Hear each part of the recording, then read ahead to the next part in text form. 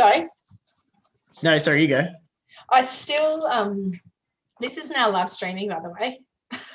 Our chat. It is. It won't chip over. I'm on the, there's only two of us, we don't reach 100. Oh, my camera is so funny. It just doesn't get in focus. So I feel like I'm really out of focus, doesn't matter. I'm still on the board of a rescue centre in Vietnam. So I still have a lot of work, like stuff that I do with them. And I used to go, I've been going every year for the past couple of years, but so cool. Yeah. So cool. I don't know if I told you before. I think I might have over the phone that my previous job before this was that I was working at a wildlife rehab center in Malawi in Southern Africa. You did. Yeah, we did. We had that that. Oh yes, that back. Yeah. Yeah. Wow. And my one of my good mates over there has just been asked to become a manager of a pangolin sanctuary in Cameroon. Oh yeah. Working with the people from Tiki Highwood. That's the one. Yeah. Yeah. So he's now manager of that. They're amazing. They're amazing. I'm trying to decide which one to go. So Lisa Highwood and I found each other just so many years ago now. We set up our pangolin rescue centre in 2006, and at the time it was really like us and a group in Laos and Singapore Zoo and the Tiki Highwood Trust. And we used to be like, what is anyone doing? Oh, they're amazing.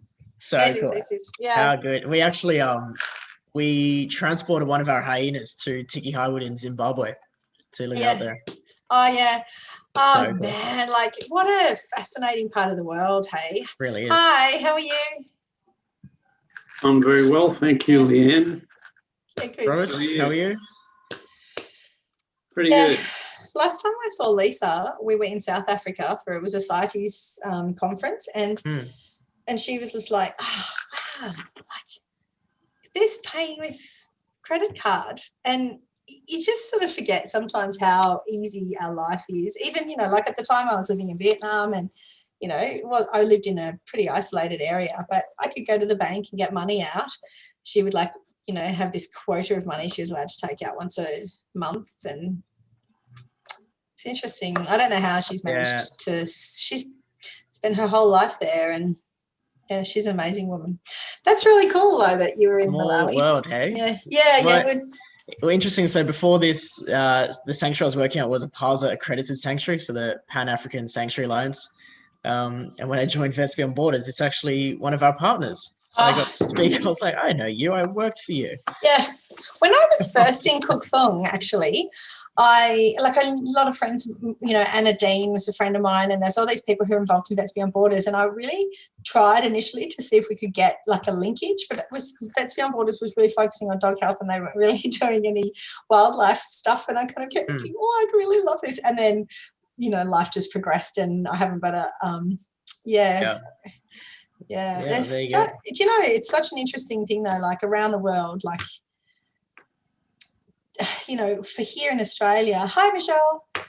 Oh, sorry. We could talk probably for hours. I know. I think you could, Leanne. It's true. Michelle knows that. Hey, Michelle, how's it going? Everyone.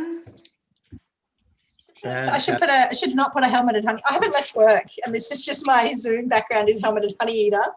It's the last Zoom I did was my resident Zoom, and she's doing her project on helmeted honey eaters. I feel like I should put a different. Sure, I've got a different a more appropriate. There you go.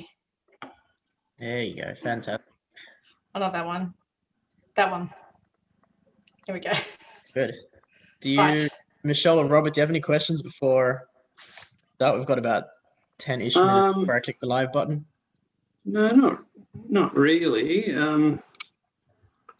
Not that I can think of. Yeah, I'm pretty well versed. I know all about Leanne.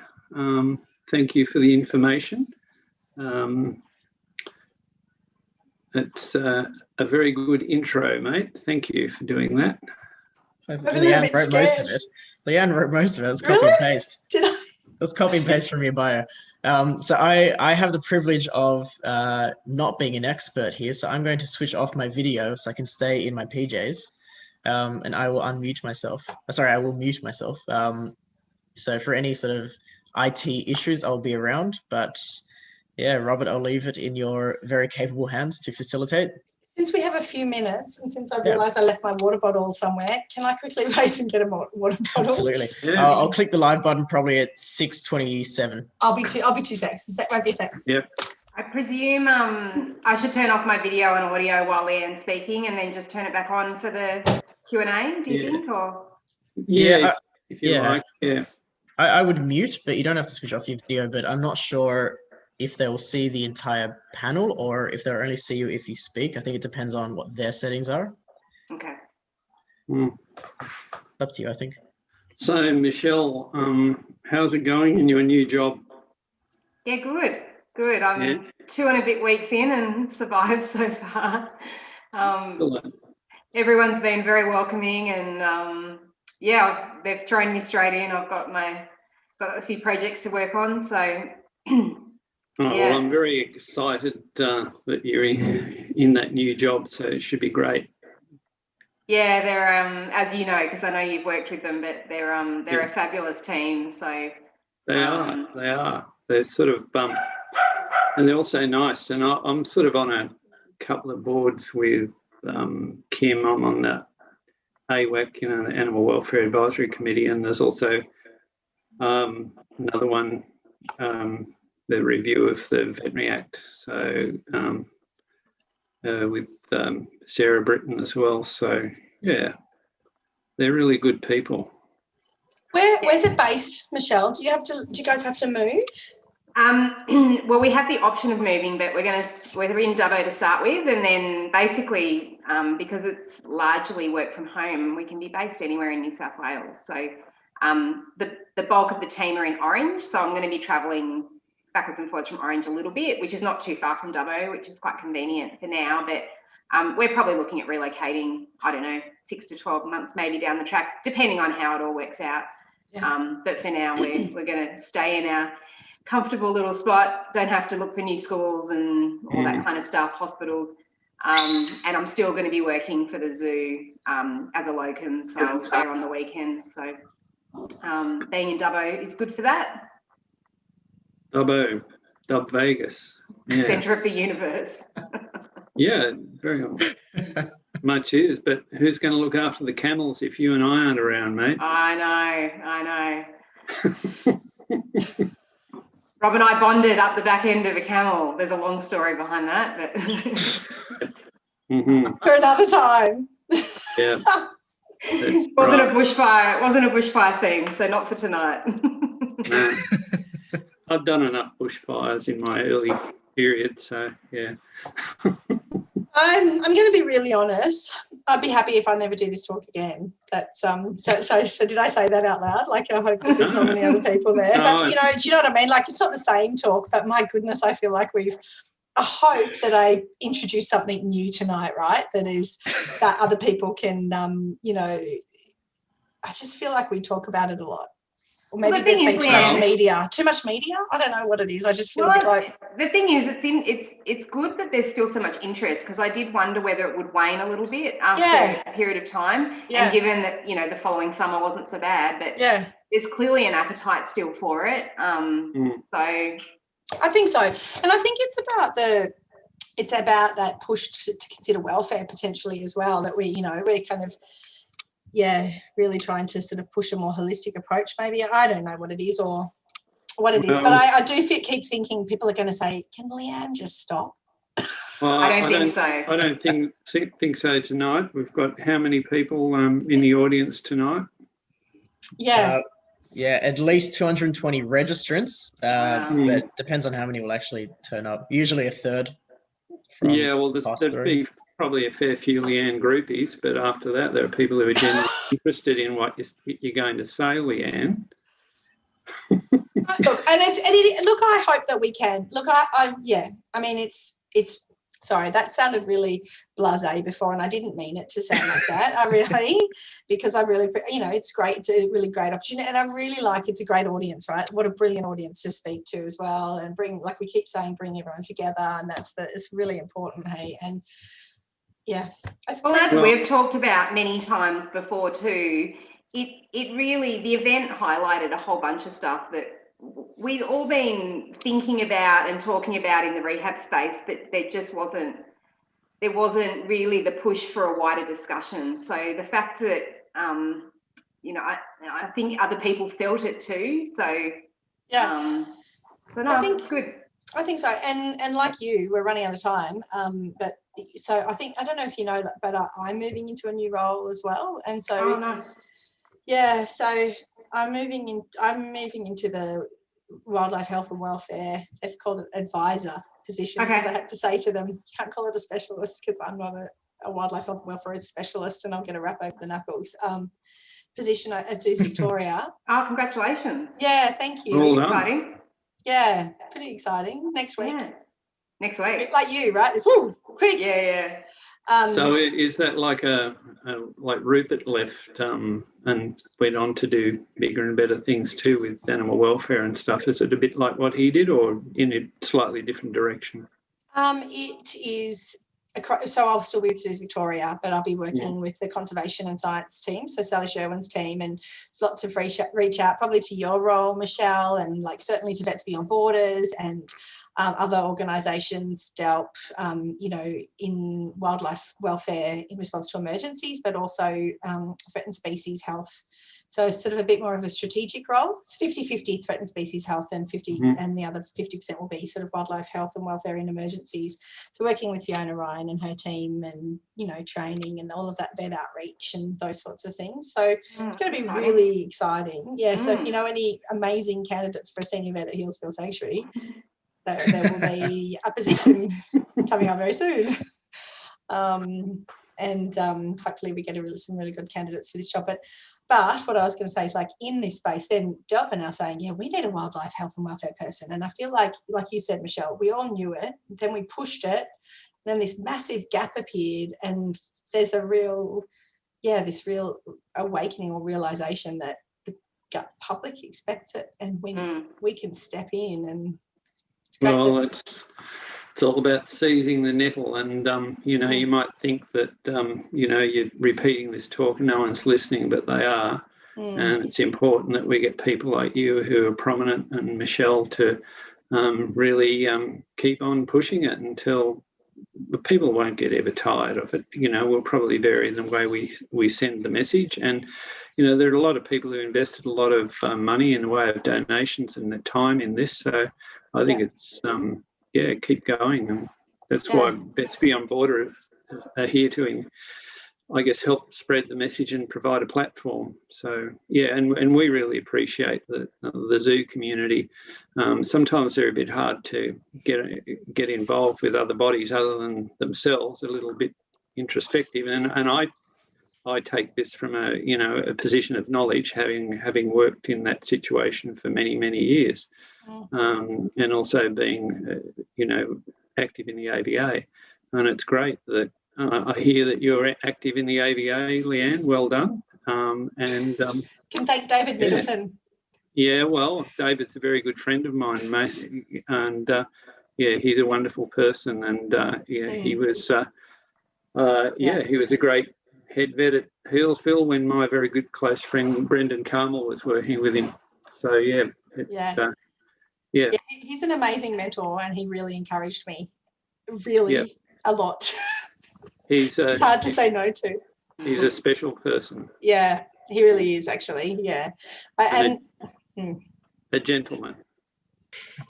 Are you guys ready if I click the live button? Oh, yeah. Well, I have to finish at 7:30 on the dot because I've got a family function. So if the conversation's flowing, I guess it's up to us. If Michelle, you want to just keep on going with it, or we'll just stop it at 7:30. I can't be too much later either, because my husband was going to take our kids with him to basketball, but as you may all be aware, COVID restrictions have appeared again, and he's not allowed to take them to basketball tonight. So I'm going to have to race home and take over parenting duties. Yep. Okay. Well, we're on the same page. So sadly. Yeah. Hopefully I don't talk over. I do have a tendency to speak, so I'll really try and rein myself in. Well, I'll click the live button in 5 seconds, and you guys can continue your small talk, and then Robert can formally open at 6:30. No worries. Thanks Good for all luck, your help, Rob. Rob. everyone. Thank you. Okay. Okay. Meeting is being recorded. Better watch our small talk now, eh? Well, there are some attendees joining in now. That's good. Yep. Excellent. Let me just find you. Okay. How do you? Oh yeah, I see that. If you get into any strife, Rob's in the background anyhow, Leanne. So Okay. Barry Springfield. G'day, Barry. Oh, hello, Cheryl. Cheryl's joining us from Scotland. Cheryl, okay, the new. Hi, Cheryl. All my friends. Wee. Hey, Joe. Oh gosh, you know, like you do a talk for Vets Beyond Borders, and you know all these amazing peers are going to be there. Adds a whole other element, doesn't it? Too. Yeah, there's Joe Griffith. I know Joe Griffith had a visit from Anne Quain the other day. Hello there, Barry. Barry and I were in the same year a long, long time ago. Joe came in. Barry's a great fan of Vets Beyond Borders, does a lot of, well, until COVID, did a lot of work in Fiji. Oh, I've just realised. I hope that my notification. I've just realised there's a notification that wants to pop up. That's not a good thing. That's all right. And David Gray. Hello, David. Okay, well, we might start, and I will just introduce you, Leanne.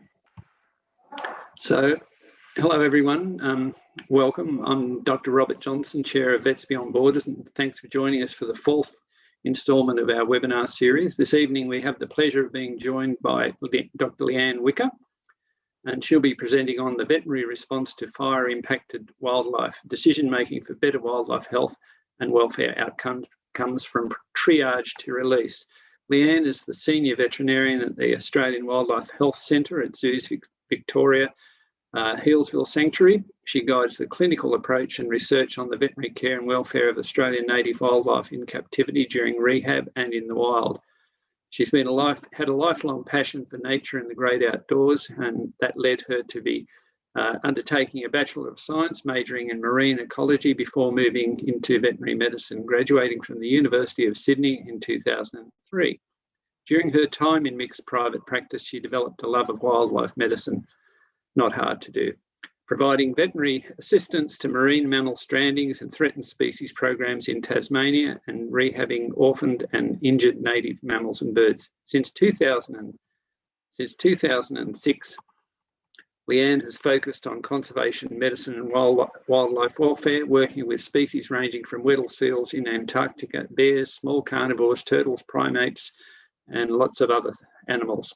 She helped to establish the first rescue centre for trade confiscated pangolins in Southeast Asia, remaining an active member of the IUCN SSC Pangolin Specialist Group and a board member of Vietnamese NGO Save Vietnam's Wildlife. For her Masters of Veterinary Science thesis, Leanne conducted research on the veterinary care and diseases of trade confiscated and captive-born Viveridae, civets, in Vietnam. She recently joined the committee of the Management Committee of Wildlife Health Australia, sits on the Executive Committee of the Victorian branch of the AVA, and is a long-term active member of the Australasian Wildlife Diseases Association. In tonight's presentation, Leanne will be presenting learnings and experiences from the Black Summer bushfires and unique factors which impact veterinary decision-making around euthanasia, treatment, housing, and care for wild animals, where, as Leanne says, our aim is to see them not just survive, but thrive after release. Before we begin, I would like to remind the audience that you are welcome to submit your questions throughout the talk using the Zoom Q&A function, not the chat box, the Q&A function. At the end of the presentation, we will have a dedicated Q&A session with Leanne, and we're welcoming back returning panellist and good friend of VBB, Dr. Michelle Campbell-Ward. Over to you, Leanne. Thank you, Robert. It's a very long intro. Sorry, I don't even move. I sent too much, apparently. All right, I'm going to share my screen. Please let me know if you have any issues seeing it. Does that work? Has that worked?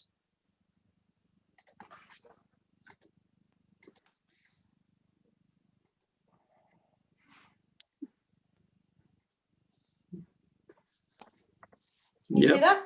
Yep. Things are happening. Thank you. Right. All right. So I'll just get stuck straight in because we've got a lot to cover, and I could talk probably for days on this topic. And so please, if anyone has any questions, obviously use the Q&A button, and I'm always happy to talk another time. I think we'll really be basing a lot of the talk on some of the experiences from Black Saturday, because the number of cases that we saw were just so great. So we were able to learn a lot in a short space of time, not just here in Victoria, but across Australia. And it was really wonderful to be able to reach out to colleagues around Australia during that time to ask advice and to lean on the experience that we know exists around Australia. And I think that for me and others coming out of that Black Saturday, one of the biggest learnings was I think the experience that sometimes, wildlife-specific vets have in terms of really considering the welfare, not just now but into the future of the patients, and how sometimes that's a little bit different in approach, and how we can apply, any general practice vet or anyone working in this sort of situation can really try and apply those sort of welfare principles in emergency response. So I'm going to get started.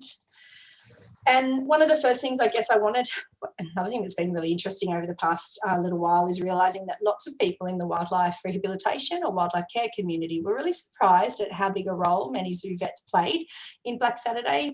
And I think many of you are aware, many Vets Beyond Borders members would probably be already aware that most of the big zoos in Australia play a significant role in wildlife rehabilitation. So obviously we look after animals that are in our care permanently, but most of the vet hospitals associated with the zoos in Australia also do a really significant amount of wildlife work. So here at the Sanctuary, we only see Australian wildlife anyway. We do quite a lot. We have a standalone wildlife rescue and rehabilitation hospital, a separate ward, so a completely separate team working with wildlife compared to our collection. At Werribee and the zoo, they're also really busy. So the zoo sees things like the grey-headed flying foxes, or perhaps marine response when there's entanglements and things like that. So I guess I wanted to draw attention here at Zoos Victoria. We see about 3,000 wildlife cases annually. Most of them are physical trauma cases. So we're really constantly stretching that muscle in how we assess wildlife triage and how we make those decisions. And while we collaborate a lot with wildlife carers, so many of the cases that we see come and go to our practices, we also do a lot of in-house rehabilitation, so all the way up to the point of release, particularly with our reptiles, amphibians and birds.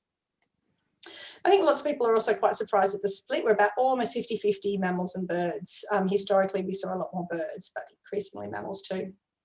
The other thing about Healesville that many of you might know is that we also went through a fairly significant fire event in 2009, and that was in the Black Saturday fires.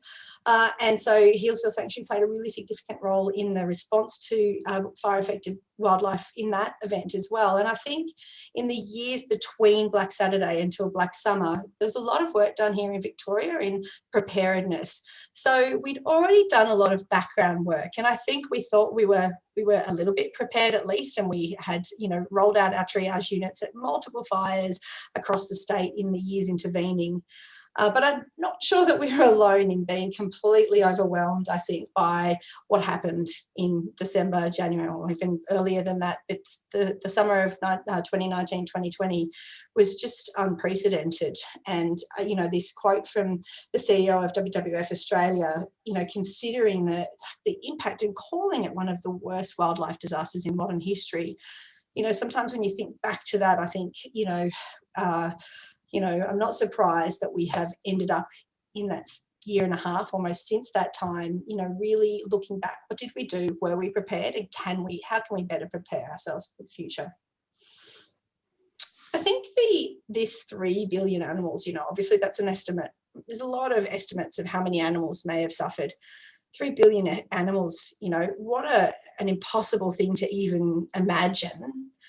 And when you think back to the number of animals that we actually saw in triage, I think we've got a long way to go if we're really actually going to be claiming that we're responding well to wildlife welfare in emergency response. When you consider the number of animals that actually suffer and the number of animals that we respond to, there's a really big gap there. So, as I said, I'm going to spend quite a bit of time tonight talking about our response in 2020, just because of the large number of animals we saw in comparison and because of the lessons that we've learned. But I think that it's important to remember that what I'm going to talk about tonight just applies all the way across any emergency response to wildlife, whether you're talking one of those great big, responses that involves, multiple states and multiple agencies, right down to any wildlife emergency that might present to you. So this map always takes me back to January, as we saw this fire front get bigger and bigger, and anyone from New South Wales will know that it extended right up, up the coast and almost all the way along this boundary between New South Wales and Victoria, and it was really quite confronting. This is the location of the 4 official triage units that Zoos Victoria manned, along with DALP, the government department that we partnered with. Setting up these triage units was a massive undertaking.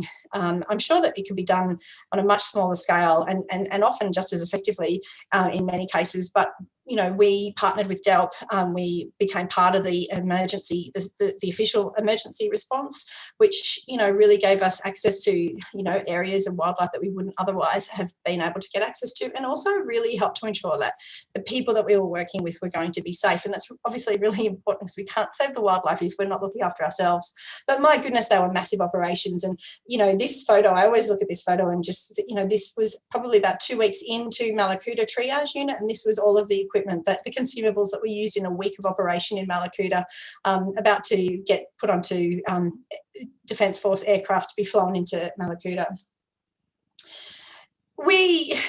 These are just some photos to show you like the extreme differences. A triage unit is literally can be set up anywhere. It is a field hospital, and in Malakuta we set it up in a place called the Muddy, little community hall, and we just used whatever furniture we had. We flew in actually with 100 kilos for the first time and spent 10 days trying to eke that out. In Bairnsdale and subsequently Galantaby, so other areas in East Gippsland, we partnered with the RSPCA and we were able to use this amazing mobile clinic that they have, that the team fairly quickly dubbed the party bus.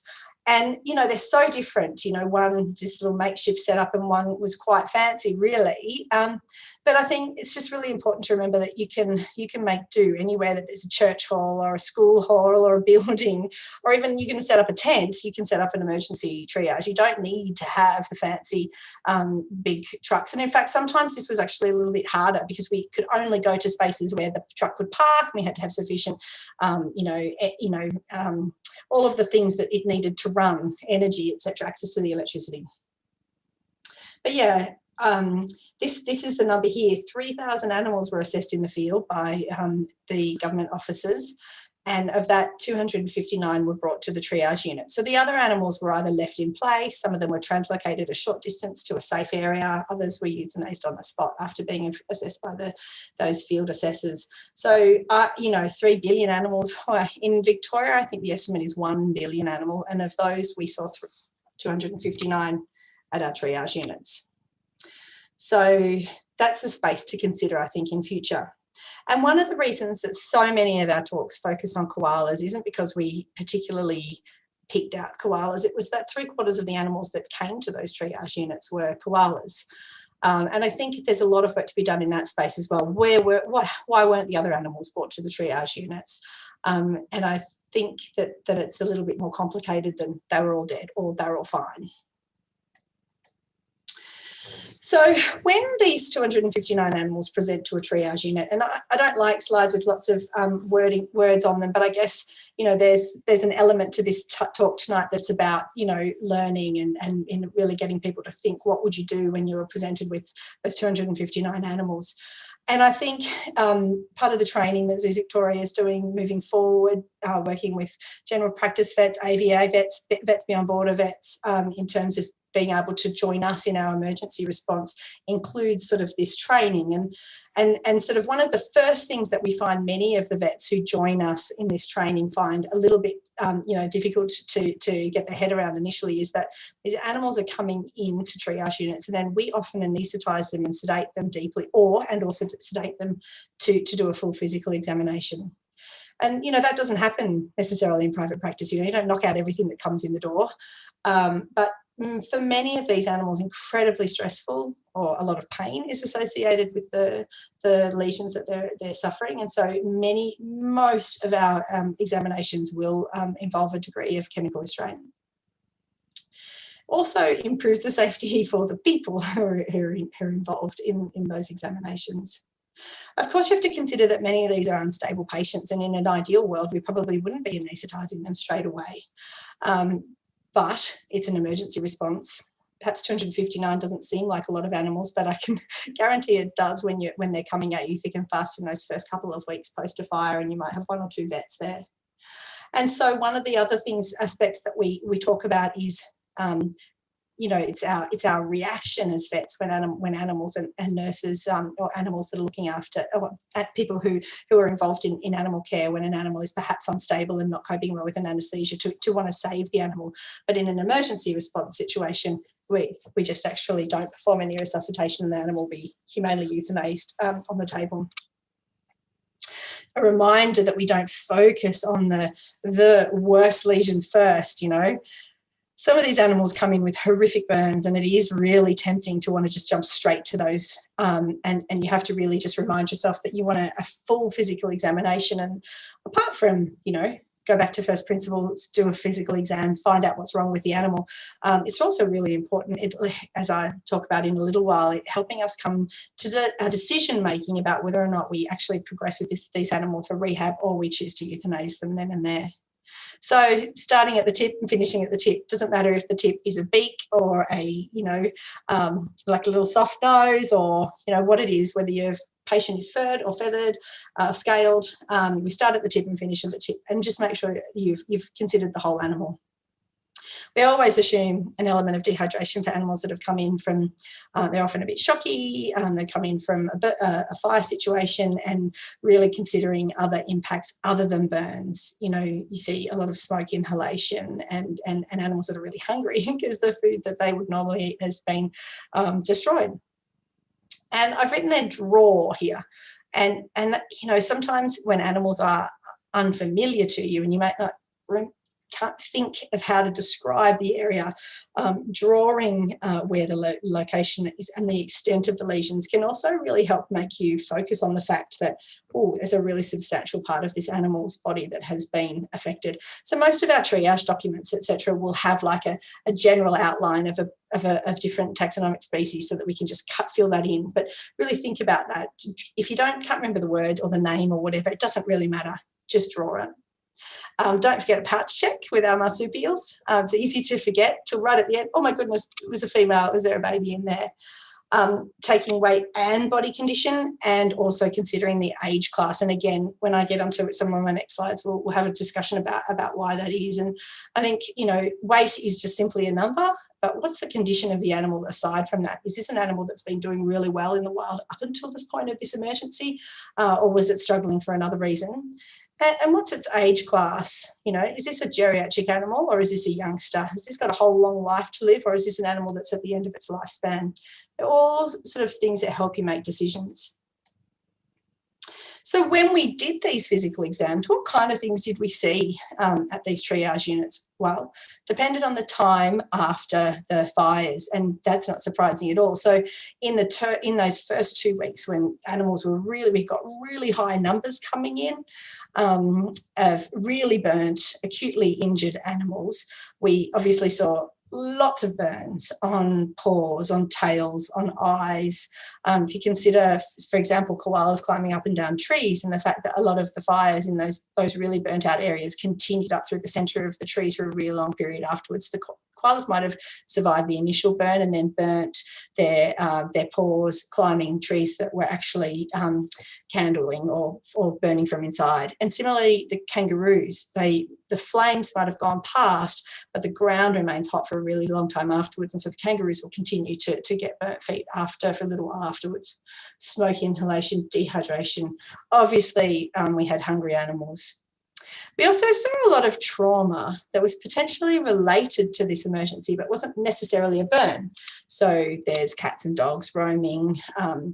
We had animals falling potentially from trees. So we saw corneal lacerations and other sort of penetrating wounds like stick wounds and things like that. Also fight wounds.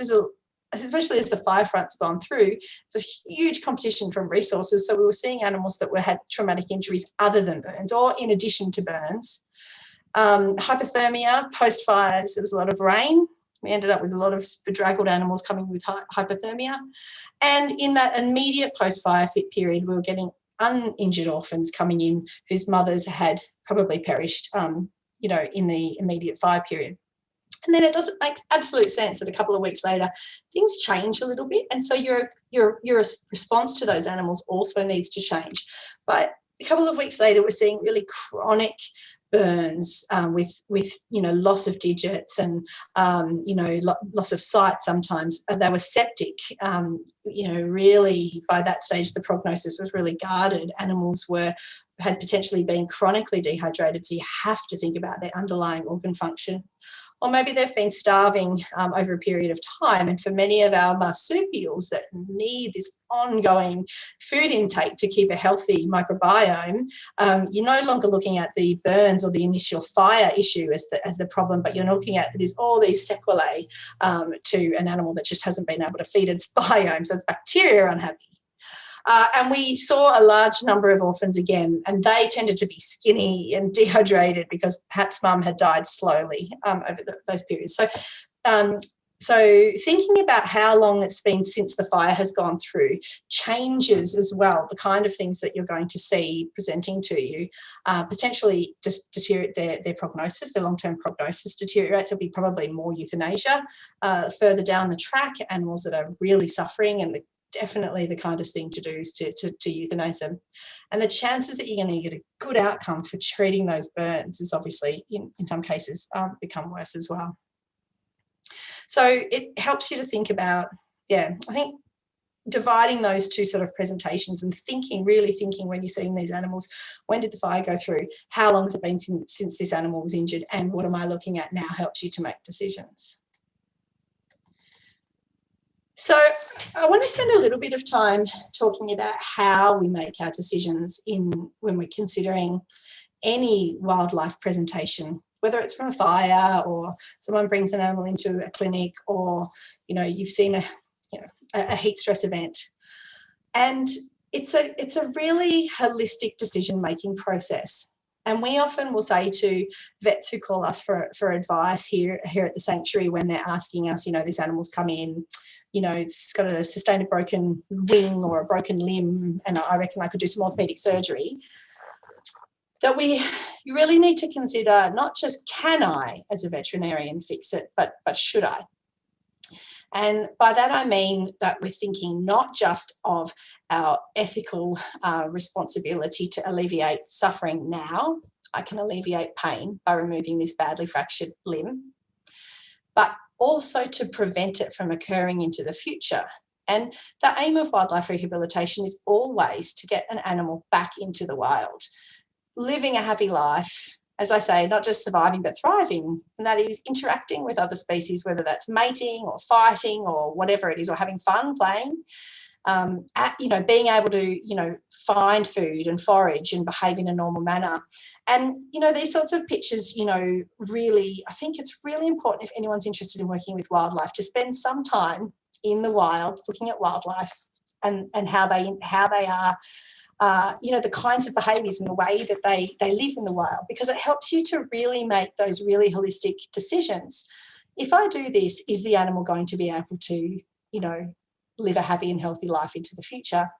This picture of one of these koalas hanging from the tree, this is actually one of our released koalas, and it's really wonderful. We've got a whole series of photos of her hanging, and she hung from her back legs, and then she hung upside down for a bit, and I have no idea what she was doing. We were just sitting a couple of hundred metres away watching her with binoculars, and one of our volunteers happened to have this amazing camera. We sometimes have these conversations, and we certainly did this year, with, if koalas' feet and fingers are burned, or if they lose their nails, how many nails can they lose before, they can't be released? And I don't think there's no formula, koala you lose one nail and still be fine. But watching the way they climb, how they maneuver themselves through trees, and trying to get away from males sometimes in the breeding season, how they just really exquisitely manipulate leaf so that they get the leaf that they want into their mouth, requires functional digits. It's really easy to think, it's kind of okay, and the nail's all right. But, you hate to think that actually you're putting an animal back out into the wild and it's going to suffer, not be able to survive, fall from a tree, those sorts of things. Because as vets, we have a responsibility to think about their future welfare as well. I put this photo of these roos in because we often are asked about tail injuries, and can we amputate the end of a tail, and also lesions on the feet of kangaroos. And, this is obviously 2 males, but you can imagine just how important, dexterity and movement is in these limbs and the digits of their hind limb. And thinking, if you put an animal out with, radiographic, changes in the digits of its hind limbs, is an animal going to be able to escape from predators, fight, mate? It's going to have horrific degenerative joint disease and pain for the rest of its life, and we won't be able to manage it. So really thinking about behaviour, peregrine falcons fighting for prey, think about how you might fix the wing of these birds, and is it going to be able to survive? An echidna who needs to dig, not just to survive, to escape or to hibernate in winter, but also for food. So thinking then about their limbs and functionality of the limbs as you're getting them better. Here's another, that's Annie. She was actually, this is another one. These are both released koalas, and there was a little boy sitting here, and she spent the day trying to work out how to get away from him. Watching them like this was just this great lesson in thinking, think about how they're going to use those limbs and those digits in future, and am I doing the animal the best service by doing what I'm doing, and should I be considering euthanasia? So here's another wordy slide. It's kind of almost impossible to do one of these talks without it, but consider an animal presents to the bushfire triage or your clinic or whatever it is, or you're going to help a group of carers with a heat stress event or whatever it is. And first of all, here is no emergency resuscitation. So if an animal is dying as it presents to you, then, alleviate that animal's suffering and euthanize it. So the kinds of things that we consider are,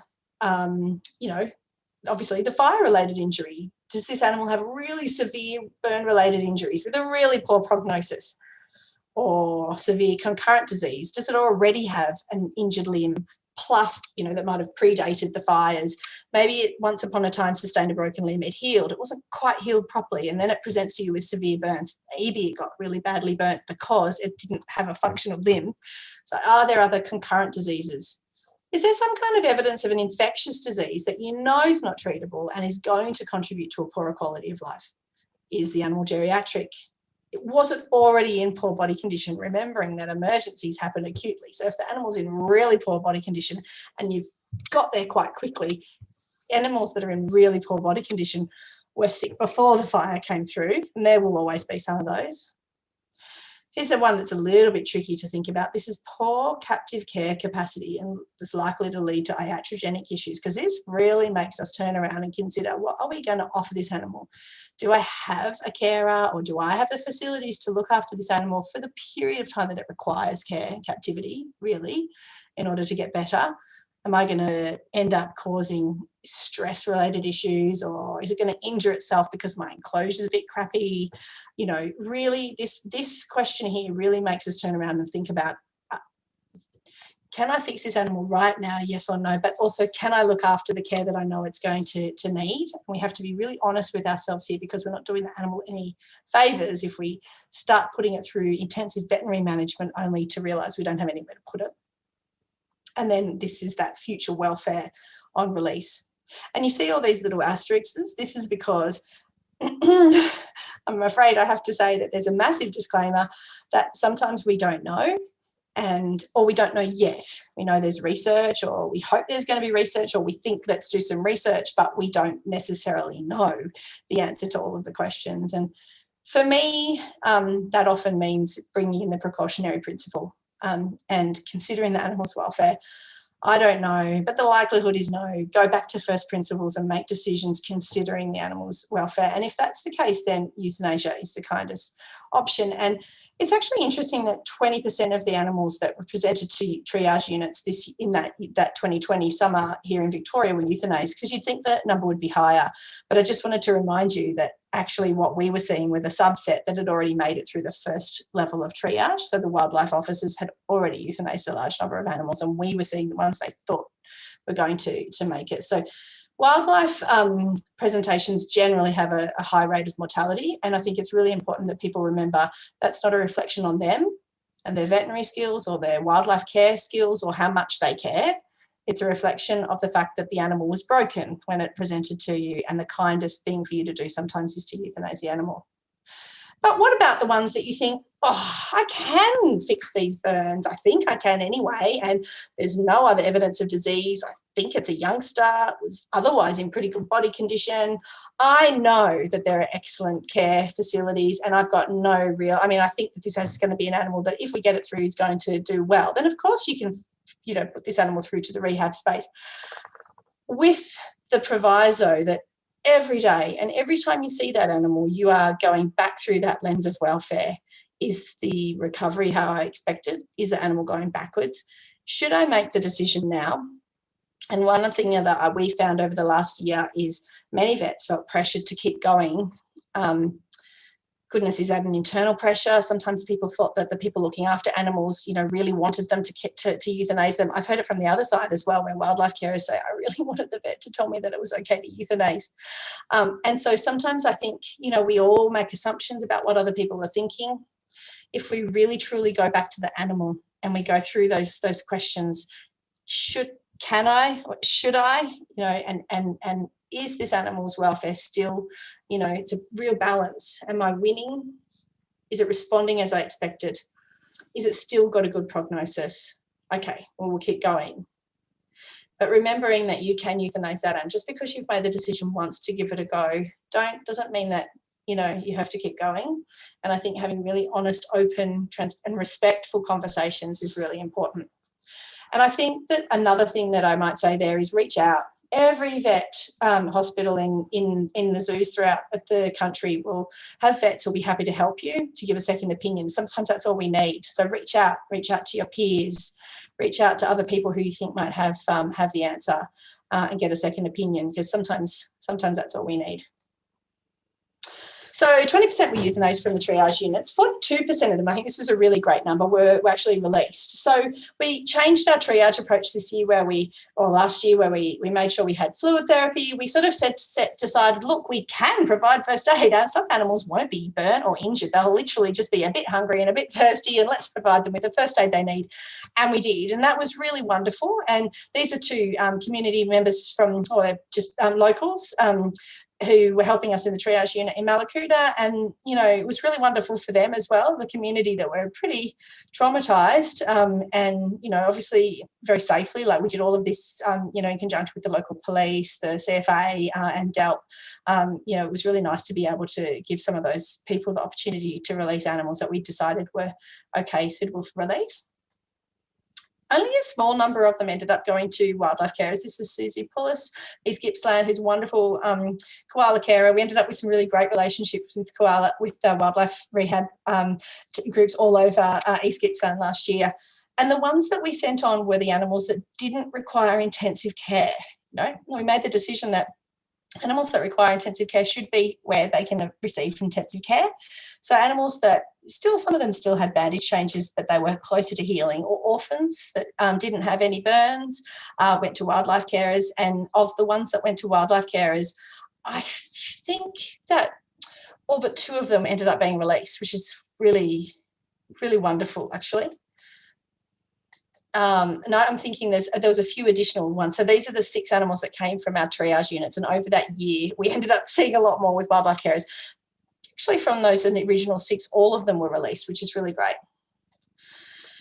And then the different thing that we did last year was to transfer a decent number of these animals back to either Melbourne Zoo or Healesville Sanctuary, to our intensive care hospital. So most of them came to the sanctuary. A few went to Melbourne Zoo. This was actually our first transfer. Vicky and Leafy and Spinach were the 3 that I took out with me on the Defence Force aircraft, which was a pretty stressful thing to do. I mean, that's another one of those welfare decisions.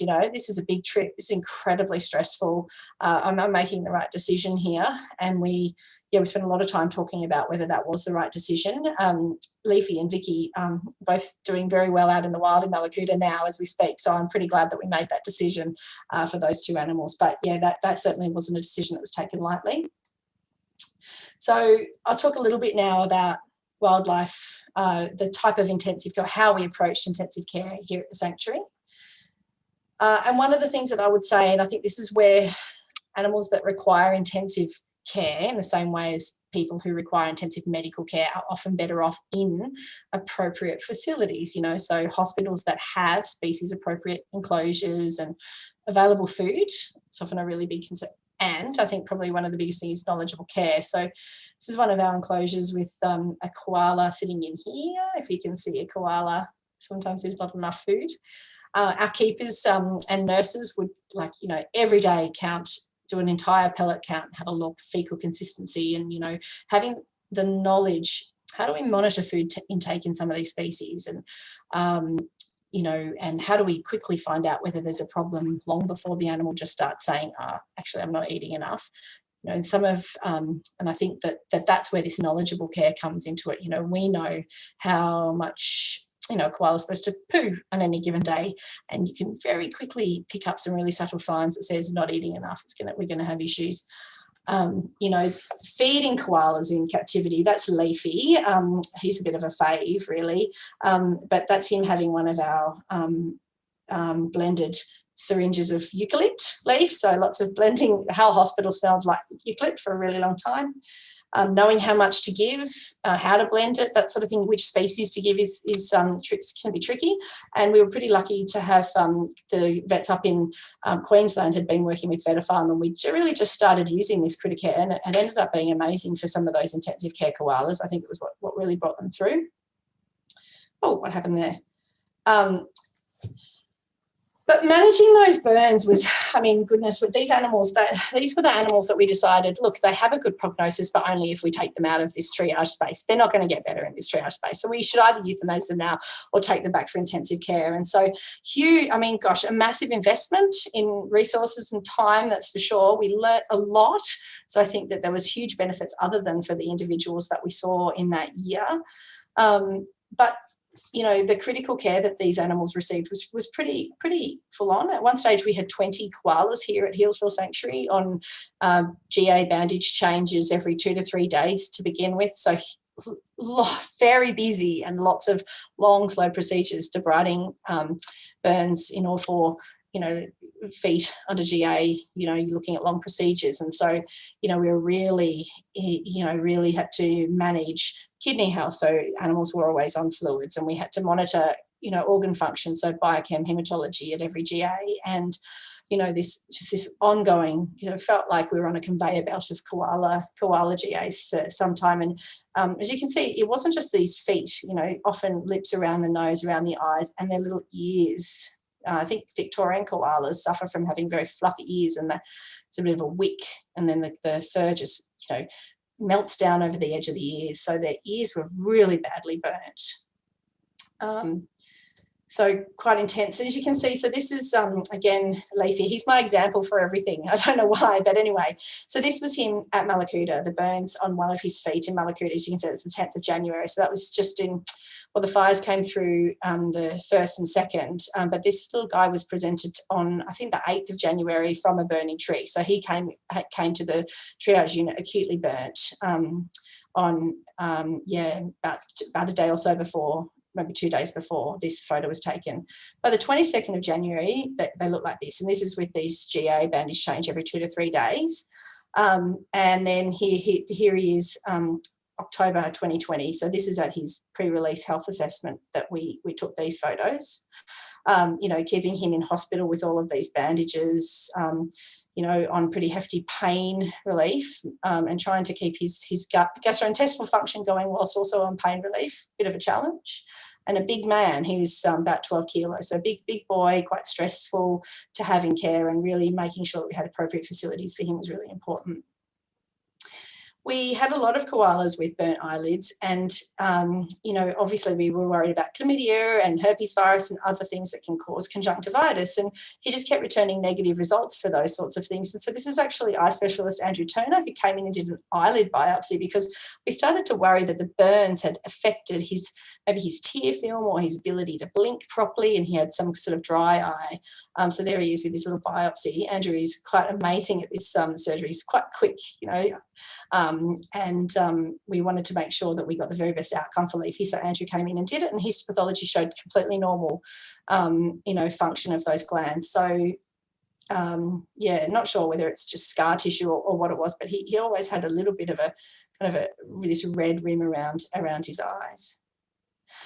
One of the things that I want to talk about, because it became a really big issue, I remember one of the vets from Adelaide, Jen McClellan, ringing me a couple of weeks, maybe a month or so after all of this, and said to me, she said to me, you seen nail loss long after the burns have healed? And as you can see, this is Roger.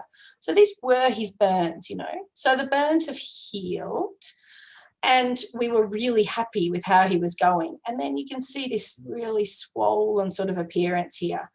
And this sort of happened in quite a few of those animals, and you sort of wonder, gosh, I'm glad that we couldn't release these animals, because Malakuta was still pretty burnt. So we had hold of a lot of these animals, and he started to sort of get really sore in his toes. So for those of you who haven't seen a koala X-ray before, this is kind of pretty normal. So this is a koala hair, this is the forelimb, these are their little digits, and you can see these lovely joint spaces here, and this is the phalanx bone, and this bone goes up into the nail there. So that's a normal digit. And what you see on this side here is what you see with those burnt digits. And you can see this is now sort of a bit abnormal. With this part here, the bone's just completely, we call this lytic, it's gone, there's no bone left in there. And the joint spaces are a bit rough and ready. So they don't have these beautiful windows, these black windows that you do in the other one here, they're abnormal. And I stole this term from Larry Vogelness. I don't know if Larry's here tonight, but he said it. It's like a progressive digital necrosis, isn't it? Like a progressive digital necrosis. So we've started calling this, progressive digital necrosis. And what we've got histopathology for this. So we've been working with Liz Dobson. We're now collecting digits from healthy animals that die and a whole range of ages to see what is the normal range of pathology in the digits, well beneath the surface of the skin, down into those soft tissues, the muscles, the tendons, the joints that are needed for really healthy joint function. So this is the photo. This is when I want you to think back to our little koalas that are hanging from, one limb or a couple of nails from high up in the canopy, and imagine what that feels like on these digits. So this is animals where we've healed the burns, but underneath the digits are really abnormal.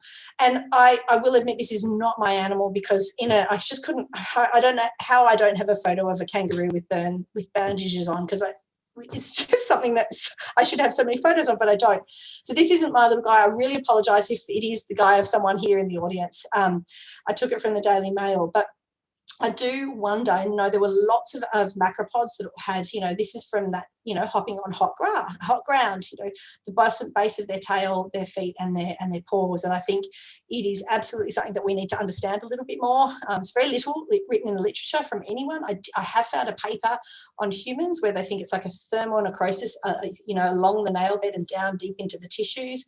There's a few papers that look at this sort of thing, but what's the mechanism and how do we find it early is something that we're working on, but it's something that we really need to be aware of, particularly, like I said, with these guys, if it affects this digit here and the joints here in this main toe, you could be actually doing the animal a disservice by healing the skin and not thinking about the deeper tissues. So imagine we've got them through that process and we're happy that radiographically, ultrasonography, CT, whatever it is that you want to use, and you know that the digits, well, also, you can palpate the digits, you know that the digits are still functional. What happens next? Well, so we were lucky in a way that East Gippsland was still very burned when the animals were initially better. We had to hold on to them. And so the animals went into these big enclosures here at Healesville Sanctuary. We made use of of one of our overflow plantations, one that we don't use very often. Actually, sometimes our hort team have to prune it. And so we made use of that, and we put big fences up around, and we made a whole bunch of temporary enclosures for these animals. And that's Leafy again, the big leaf meister, climbing up a tree. And we also work with Phillip Island Nature Parks, and they have these big facilities down there on the island. So the koalas, we would pop them in once they were ready, and off they went, and they would sit up in these trees to develop that strength and fitness and just regenerate after this massively stressful couple of months, either through the burns, triage, transport, and then in our intensive care. I think this was an amazing blessing. We did a huge amount of work looking at behaviour as well. So Phillip Island developed behaviour monitoring protocols, and they had a whole bunch of volunteers looking at the animals, and they looked at how they climbed and how they foraged and whether they were showing behaviours that showed that they were going to be okay for release. So that was amazing. And one of the other aspects of that is one of the koalas that had gone all the way through that process started to show, she was a bit slower than the others. And when we pulled her down, she had a huge mat of fur covering most of her lateral one side of her body. We took her to MRI and actually realised that she had a really massive musculoskeletal injury and potentially occurred during the fire. We're not sure. We have done histopathology. It's really hard to know when it occurred, but she basically just had very poor function in one of her hind limbs, and she just was unable to groom. And so underneath that mat with just the skin was really unpleasant, really, and she had dermatitis and she wasn't releasable. But we only found this out after she'd had that chance to spend some time in the pre-release enclosure. So there's just another thought of just, think of that animal out into the future, unable to groom with a big mat of fur, and you can only imagine the suffering if we had released her earlier. So what about post-release? Get them to that point. How do they go? We were really lucky that we were able to utilise some of the money that came in last year as a result of the bushfires, and we actually worked really closely with a whole range of people. It was a massive partnership and a wonderful experience, and also very complicated. And we were able to get 14. So, a billion animals perhaps perished, 3,000 were assessed on the field, 259 came to triage, 27 got to Zoos Victoria, another 6 to wildlife carers, and of those 27 plus 6, 14 were released to the wild in November last year, and we monitored them over a 4-month period with GPS and radio collars. There's one of our field assistants monitoring in the field. It was really amazing, actually, to see these koalas sitting up in the trees looking down at us. We had the GPS units on them, so that was fascinating, really trying to understand, their movements post-release, how far they go, are they making good decisions about where they go. This is a satellite image, so it looks like it's amazing, but I'll guarantee that this is actually completely burnt out. So she got released way down here in this beautiful habitat, and this koala went on a big walk all the way through burnt territory. And we're partnering with Federation University, and we've been collecting a whole bunch of scats, not just from the released koalas, but also the recipient population, so that we can embed their release into future research looking at the genetics of that population and disease. And hopefully one day we'll find poo in those populations that shows us that, these animals survived, or something. That'd be lovely. It's Leafy, because you can't have favourites, but maybe I do. So this was him in March. Fur growing back on those little ears, and beautifully functional digits, and there he is at Croajing National Park, glaring at us. So of those animals, 11 of the 14 are now roaming the wild. Most of the females have pouch young at the last check. We euthanized 2 animals in the field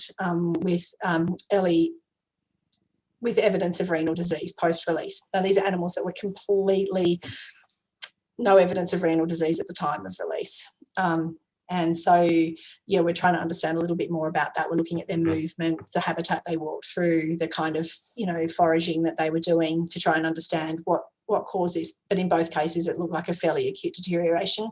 And one animal that was chlamydia and herpes negative at the time of release and ended up with terrible conjunctivitis, and we euthanized her. So 3 animals we euthanized as a result of the welfare monitoring post-release, which was actually really nice to be able to go there. We were able to take a little vet scan. I was able to do biochem, hematology in the field, urinalysis. So these animals were euthanized before they really suffered, which was really, I know lots of animals suffer post-release, but it was nice to be able to euthanize those animals before that. They really did. And so, look, we're really still in the process of analysing that. And it probably doesn't surprise anyone that animals that are in excellent condition at the time of release, because they really were, seem to do pretty well, particularly if you choose good quality habitat for them. So a no-brainer, I guess, in the end. Nice to see that some animals survived, though, because, there were a lot of people who suggested that it was a waste of time and money. Animals never survive. I will accept that a very small number really survived. So that brings me, I guess, to the end of my presentation, really. There's so many resources available to people who really want to learn more. This sort of group of 5 at the top are some incredible books. These 2, any vet hospital with an interest in wildlife needs to grab them on their hospital shelf, a couple of these as well.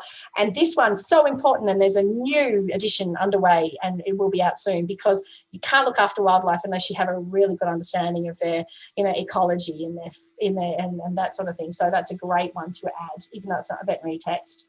As I said, any zoo vets are generally happy to help. Anyone on social media, please feel free to join.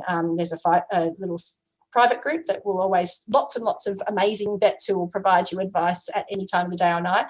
And some incredible, and this is just 2 of them, right? But there's some incredible things that have come out of the funding and the motivation and the community engagement post fires that I think that I just threw a few in. I think we could come up with a lot more. And that brings me to the end, and I'm a few minutes over. Sorry, Robert. No, you're fine. I think you did well to squeeze so much information in the allotted time, and thank you very much, Leanne. It was the most stimulating presentation, and I guess it's all about habitat, isn't it? And I particularly liked a couple of your phrases, the can I, should I, and sometimes referring vets think that zoo vets can work wonders, and that's great. But we're only human too, like every other vet. I also cognizant of the holistic approach. So you can fix a broken bone, but what's going to happen to that animal when it's released? And it was great to see that there is post-release monitoring. That's really, really important. Now, we've got a couple of great questions, and we might share them with Michelle as well. Thank you, Michelle, for being here today. Your knowledge is integral to this topic. So first question is from Francis Bell. Do triage priorities change if the animal is endangered, or worse, critically endangered? Would you try to resuscitate them, and if not able to release, but give a reasonable quality of life, or enter into a breeding program? Could you perhaps answer that one, Leanne? Oh, goodness. I think we make a comment. Yeah, I think we could probably both have a stab at this one. I think there is no right answer to that question. In a not emergent, like, yeah, look, it's really hard to not consider an animal, whether an animal is endangered or critically endangered. In general, in our practice, every day, to us, it doesn't matter. So in general, if an animal presents to us, it doesn't matter, and we will, undertake rehabilitation of a whole range of species, common or not, partially because, well, we learn a lot, and we hone our skills. That's terrible. They're not practice animals either, but we learn a lot. We develop skills, we develop understanding, and also because, the welfare of an individual doesn't matter whether it's endangered or not. But I guess, oh my gosh, there's such a nuanced question. Michelle, I know that you have such a great way of looking at ethics and welfare, and I'd really love to hear your thoughts on that question. Well handled, Leanne. I guess for me, I think, at the end of the day, the first priority when you're in a triage situation is the welfare of that individual. So if there are severe welfare risks, then regardless of the conservation status of that species, then euthanasia is definitely on the cards. In an equivocal situation where there's an existing breeding program, then I think then there might be openings up for a discussion about whether triage continues down a treatment route, at least initially, whilst you explore those options. But I don't think we should lose sight of the fact that severe welfare compromise is severe welfare compromise, and that has to be the first consideration in an emergency situation. Yeah, great comments. And Michelle, our next question is from Linda White, and we might get you to answer this one. It's not a bad segue into this topic. What's your advice for vets dealing with pressure to save animals which may not be viable long-term or are borderline in terms of rehoming or euthanizing? And I think she means rehabbing. And I presume that means pressure from wildlife rehabilitators or pressure from members of the public, or possibly even pressure from the media. And I know Leanne can attest to the pressure that everybody felt during that particular event. And those who work in the rehab space feel that on a day-to-day basis. And I think that the difficulty in this kind of large-scale emergency is that we often don't have pre-existing relationships with the people who we're dealing with. So trying to establish that initially, I guess, some rapport and bilateral level of trust with the people who are also invested in the animal is kind of critical.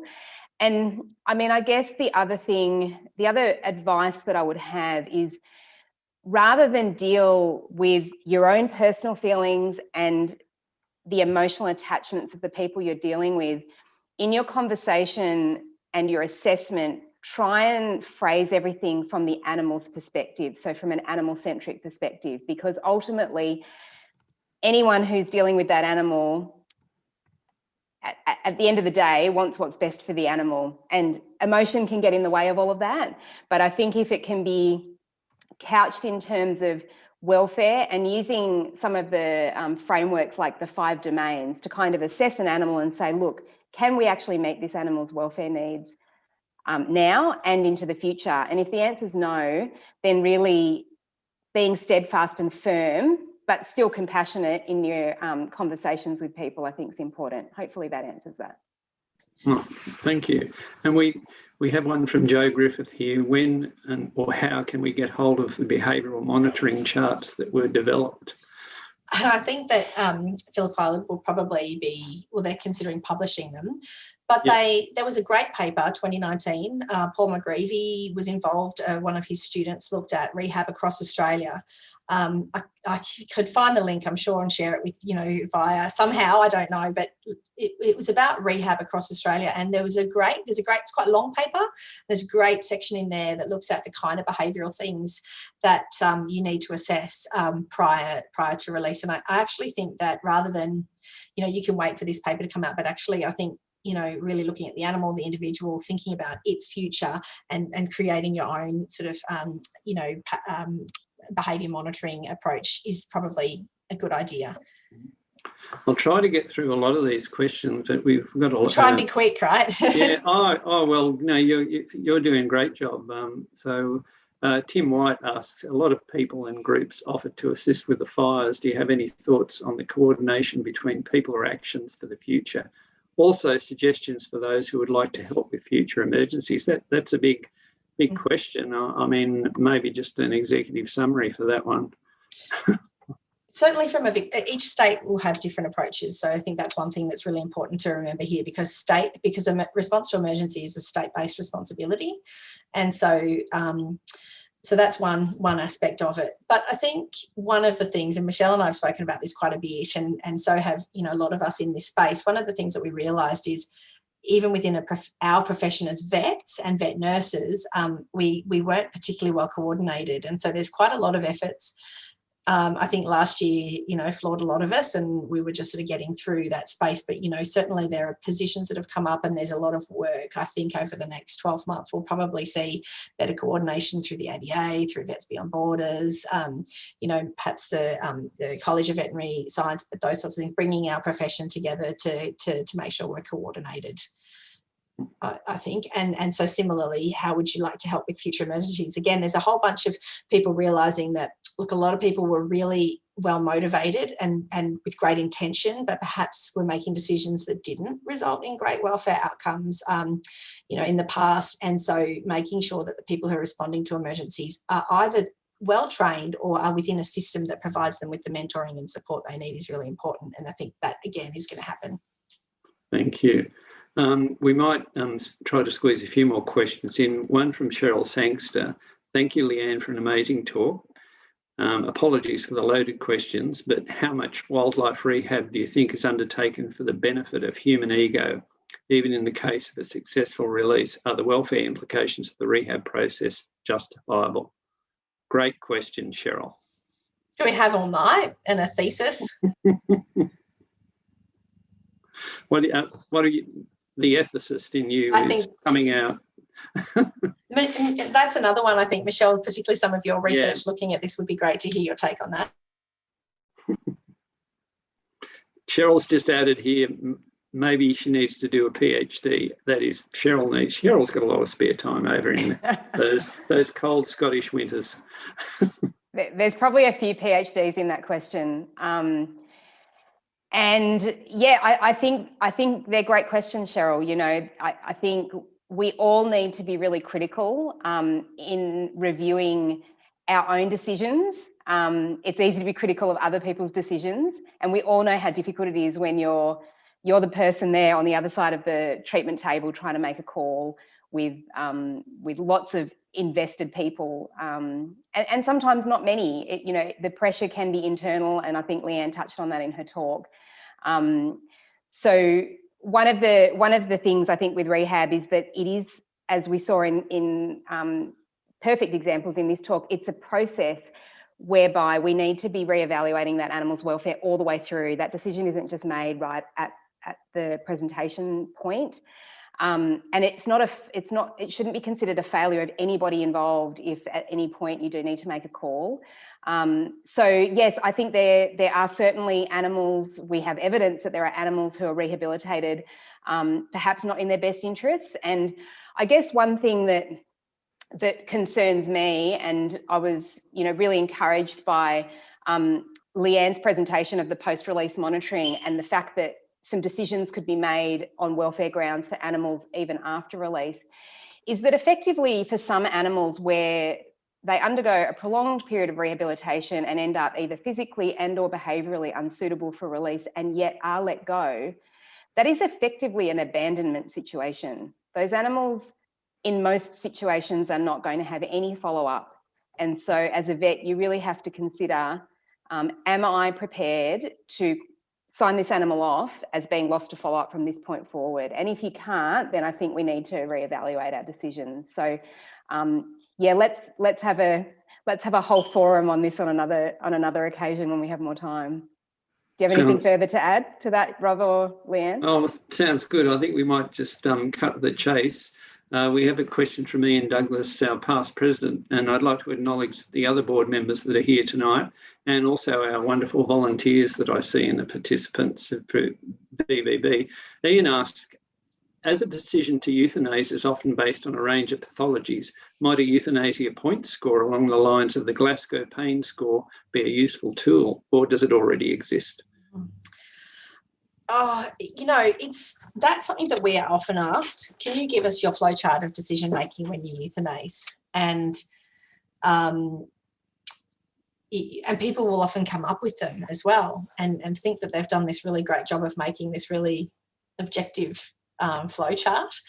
But I'm not sure whether we're at the point where, like in my slide on decisions about euthanasia with the great big, asterisk and disclaimer, it makes sense on paper to say, oh, does an animal have a comorbidity?